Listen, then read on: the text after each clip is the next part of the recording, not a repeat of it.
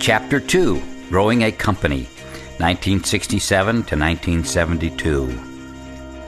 As their business grew, it became obvious to John and Bob that they needed to move the operation out of their homes and into a real office.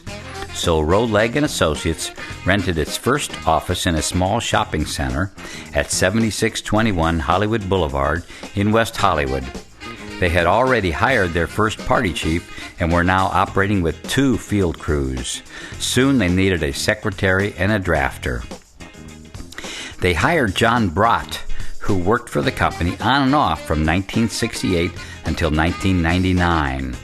Their first intern drafter and clerk was Rick Price, then a high school student, who worked at Legg and Associates from 1972 until 2006, except for a 5-year stint on his own. Paul Vito, another long-timer with the firm, joined in 1968. John and Bob's work assignments also began to expand as opportunities presented themselves. They added services like mortgage surveys, boundary and topographic surveys, earthwork calculations, and condominium documents, in addition to the original construction work. One popular story is about Bob Legg surveying undeveloped land near the Everglades when he had to cross a gator-infested canal. His rodman thought he was kidding when Bob told him that they were going to swim across. But after Bob did it, his rodman found the courage to follow. He learned a lot about Bob's determination to get the job done. During this period, John and Bob also joined their professional group, the Florida Society of Professional Land Surveyors.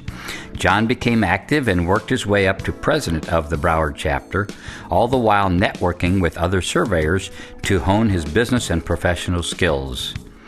Bob Legg joined the Builders Association of South Florida and the Broward Builders Exchange, now called the Construction Association of South Florida, in order to market their services. He also joined the Kiwanis Club of West Hollywood and began a many-year association in support of the Sheridan House for Boys and Girls charity. The early 1970s was a busy time for South Florida surveyors.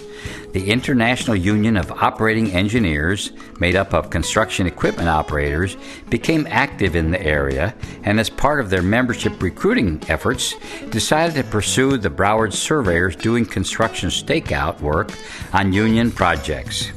Although several firms joined the union, most did not. Union members increased their recruiting efforts to include some questionable tactics, but most surveyors still resisted.